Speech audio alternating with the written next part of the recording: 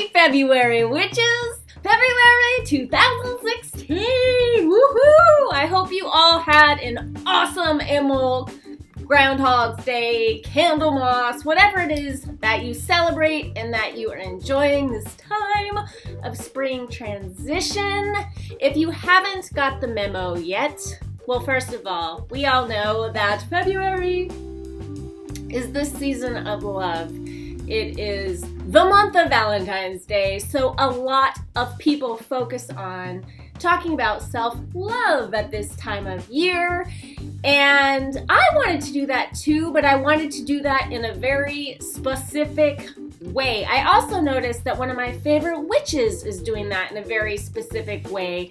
Kellyanne Maddox is doing 29 Shadows. It's already begun, so I don't know if you can hop on now. It's probably too late because I think they are doing a video every single day of February, but I think that doing shadow work is one of the most powerful forms of self-love, as is money. Learning to work with money, learning to harness the ability to manifest financial abundance, independence, sovereignty into your life I think it's a practice, a spiritual practice, but I also think that your ability to do that can be a reflection of how you are loving yourself, how you're treating yourself, because I believe that as within, so without, as without, so within. So the world around you is reflecting the way you treat yourself and the way you think about yourself. It's reflecting you back at you. So that's why I thought I'm going to talk about money instead of love. So the theme for February, for all the podcasts, for all the videos, for all the newsletters in February will be the rich witch. And I chose that very specifically because I don't want to talk about an abundance mindset, because we live in an abundant world, and that can mean anything. This world is abundant in all things, meaning it's also abundant in pain. It's abundant in war. It's abundant in sorrow. It's abundant in death. It's abundant in good, bad, high, low, up, down, left, right. It's abundant in all things. So I'm asking you for the month of February to hang with me and just focus on, where's my wallet? Money! And I would like to introduce to you now, this is mega vlog number 2, by the way. I am kicking off, if you didn't watch the first one in January, the first week of every month in 2016, I am gonna do a mega vlog because I had so much fun doing Vlogmas, and so many of you asked me to do more vlogs that the first video for every month is going to be a vlog announcing that month's theme, and then just a bunch of vlog footage I will tack on at the end. So I'm gonna show you my new wallet. I just got this.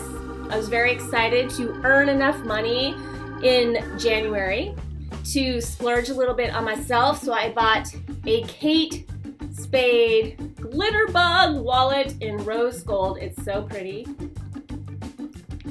I obsessed on this, I stalked this, I watched this, and I bought it finally. It's very fancy to me. This represents indulgence, decadence, luxury, fun. It makes me feel good about my money. I wanted a wallet that every single time I looked at it, it made me smile, and it reminded me of this mission to practice money as a form of self-love. And I was hoping to earn enough money in January so that I could get this to work with in the month of the rich witch. So I got it. I'm calling it my magical portal of moolah. So maybe you'd like to do something similar. I think it's awesome. What else do I have here? This is, I showed this somewhere, but I can't remember where, in some video, on some channel, at some point. I have shared this. I've been working with this journal. You can see there's a heart on the front there. For a very long time. I call it my book of intent, but the whole focus of this journey, this whole journal,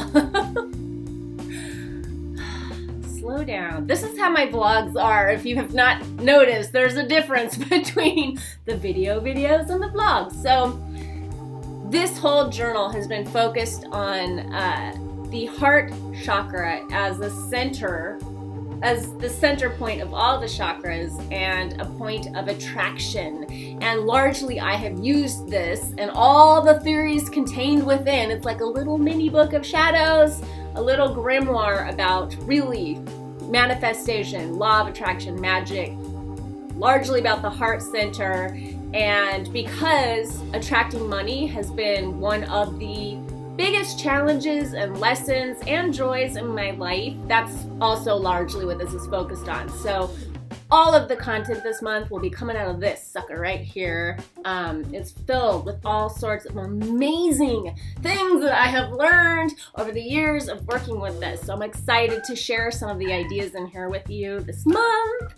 And Monday is the Chinese New Year, which is known as the Lunar New Year. Tanner is very excited about that. My son, if you don't know, he's very obsessed with the moon. And you'll see in the vlog, but we got him through all the red tape and we landed the funding to get him into this program I've been trying to get him into since January of 2015. So it has taken over a year. The last 7 months now, it has been me and Tanner stuck together like glue, which it's meant that I've had like hardly any free time for myself.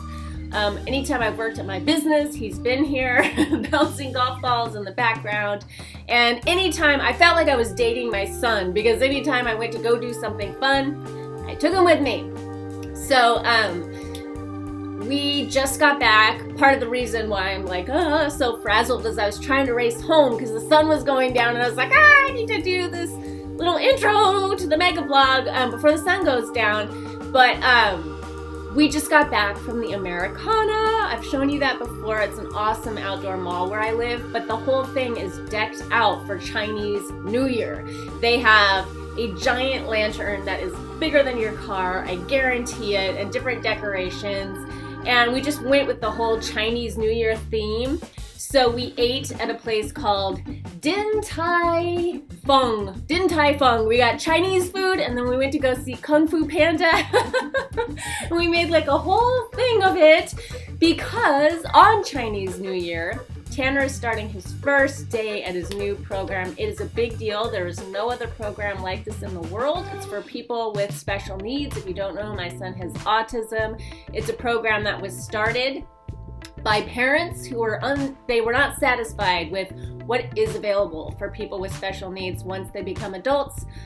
I too was not satisfied. It broke my heart. It made me cry to go see the different programs that were available for Tanner. I knew he would not be happy there. So that is why I put up with so much red tape and so much mother-son bonding time, 7 months of it, because I knew it had to be this place.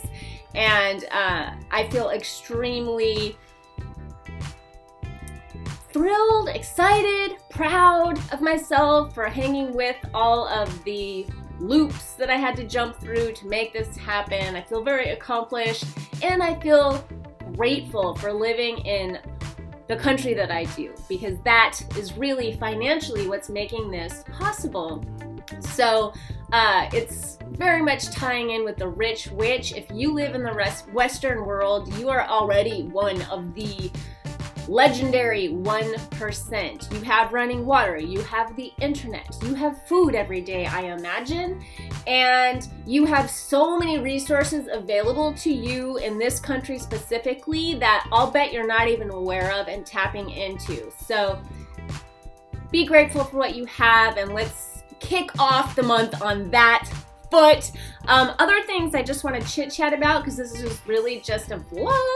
I will get into talking about the rich witch as we go along. I did an episode on Tuesday about what is it called? Money. What's it to ya? My phone died. I always call from a landline when I do my radio show, and my phone, it didn't die as in the battery died and I need to recharge it. My phone is dead. I have to go buy a new one, and that happened 2 minutes into doing my show. So I was like running around trying to call back into my show. I had to reschedule a new one and call in on my cell phone, which was also dead. I had to plug that in. And I managed to get on air, but it's a little bit fuzzier than usual, but it's still, you can still hear the episode. It's there. And I was talking about getting very, very clear on what being rich means to you. And I'm talking about money. I'm talking about finances. If you took the survey that I posted at the top of the month on February 1st, that was designed to help you get very, very clear about what your relationship is with money. It was just a little teaser, you know, it was 5 questions. It didn't go too in depth, but it was to launch you into a process of thinking about money before we really get rolling on this content. So I hope that you took the survey. If you didn't, I'll put a link to it in my newsletter so you can check it out that way, or you can go find it on social media, Twitter, Facebook, G+. I posted it in all those places. And I wanted to show you this because I keep talking about this.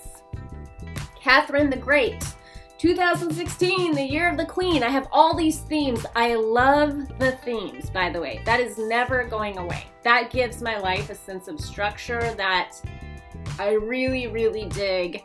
So everything that I'm doing in 2016 personally is going to be on this idea of personal sovereignty, which for me is represented in the Queen. For you, it might be represented in the Emperor or the King or the Empress, something like that. But that's what I'm personally working with, so that's definitely going to bleed in to what I'm doing with Kickass Switch. That's why I want to talk about money, because you can't really, you can have, I'm not going to say you can't, because you can have a sense of spiritual sovereignty, but if you want the full range of feeling like a sovereign individual, you have to have financial sovereignty too.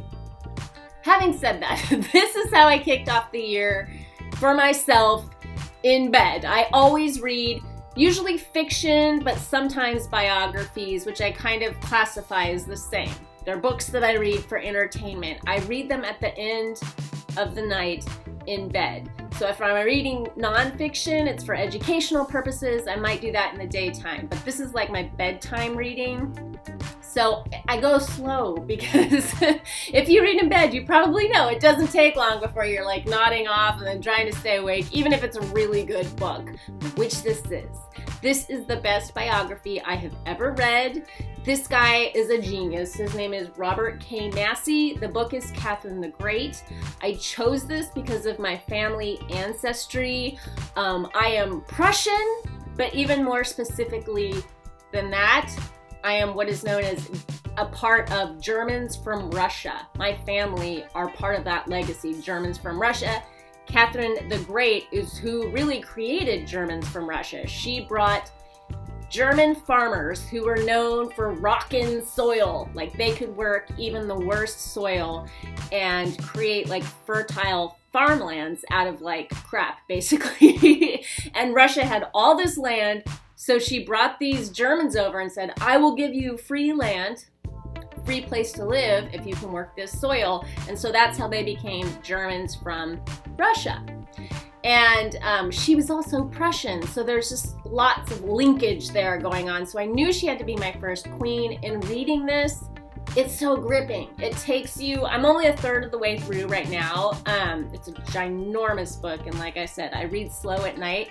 But it takes you from her birth, it tells you about her parents' lives before her birth, and where I am now. She hasn't even become the Empress of Russia yet, but I know she's going to, and it is, God, riveting. It is riveting. There are parts in this book where I'm just like, oh my God, you're so like stressed out for her.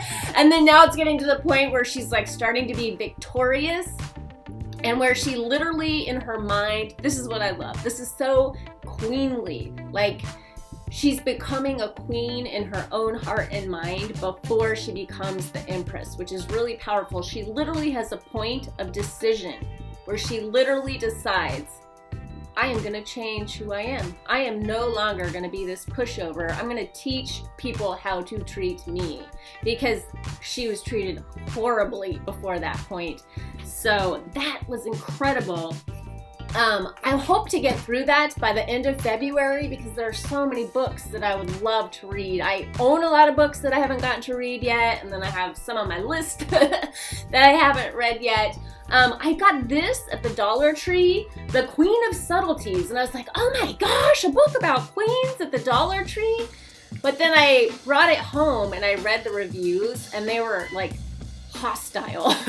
Like, people, it's about it's a novel of Anne Boleyn, so I just thought, oh, that's so perfect.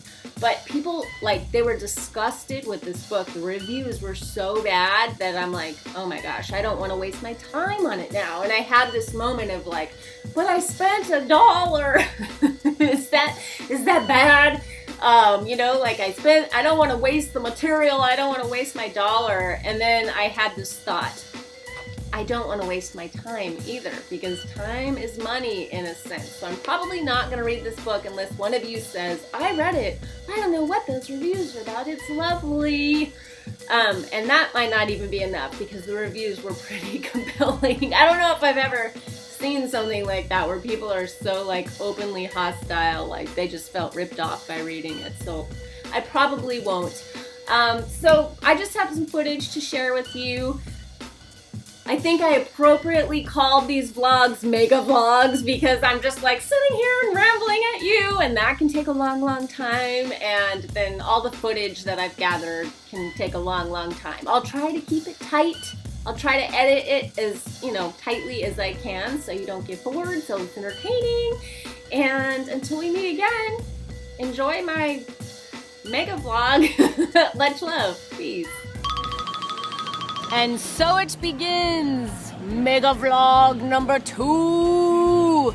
I just posted mega vlog number 1. And then I took my kid to get almond lattes and watch them take down the Christmas stuff at the Americana, because we had a couple of like super rainy, floody days, and now our skies are blue, blue, blue. And I just knew they would take advantage of that to come do this, and Tanner gets a real kick out of watching them take this Christmas tree down. It's really fun to go way up at the top of Barnes & Noble. That's 3 stories up. They have a little balcony you can stand on right there. And sometimes we stand there and watch them take this, I don't know what that would be, 5-story Christmas tree. It's really, really, really tall, and it's made out of real trees. And then they take this crane. First they take off all the decorations, and then limb by limb they take the tree apart, and it's a real tree. It's probably many real trees put together in like a composite of this one Christmas tree.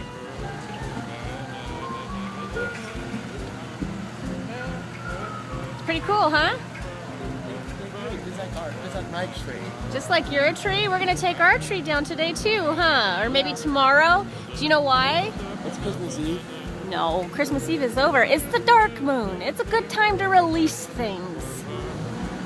Here we are at the top floor of Barnes & Noble, where they actually keep all the witchy stuff, all the tarot cards and stuff. This is neat because you can see right over there, there are apartments all around the Americana. I don't know if I would want to live here. It's like a mini metropolis, kind of, slash Vegas, slash Disneyland for grown-ups. But it is really nice. You can see they have trees and a little grass area. There's a swimming pool on another area, but we really just came here to be eye to eye with this operation.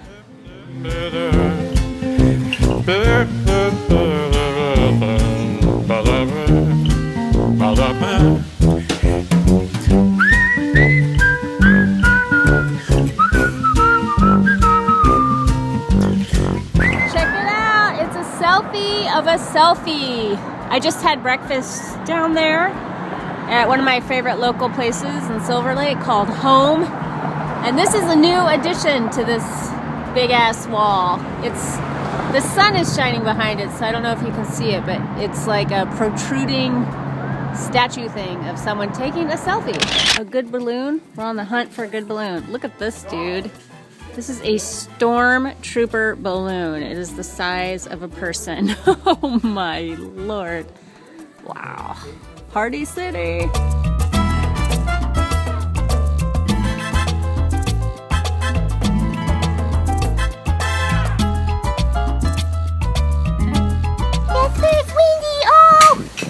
What do you have there, Tanner? My favorite. Your favorite weather and a stick? Yeah. Check it out, dude. Thanks, guys. Thank you, guys. Thanks for that. I just walked up a really steep hill to get here, but I wanted to show you. Look how cool.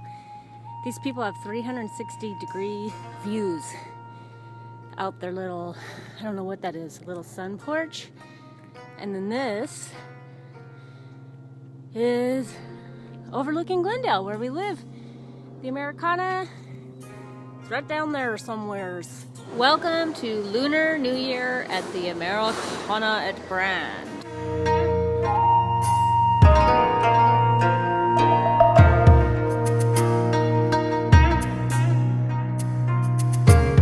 Here we are at Din Tai Fung, which is actually a really nice big restaurant, but we are sitting in the bar because why? Where are we going? To see Kung Fu Panda. We're going to see Kung Fu Panda, and we're in a little bit of a hurry. If you ever try to go to Din Tai Fung in Glendale, there's always a super duper long line. So if you're in a hurry like we are, make sure that you go to the bar and they will hook you up.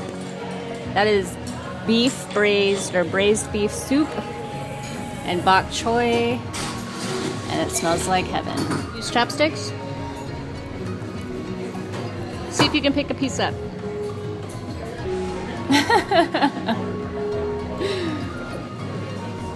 Wow, you did it. Everybody was kung fu fighting. Those kids were fast as lightning. In fact, it was a little bit frightening, but they fought with expert timing. There were funky Chinamen from funky Chinatown. They were chopping them up, they were chopping them down. Green, by the way, when I say green, actually is a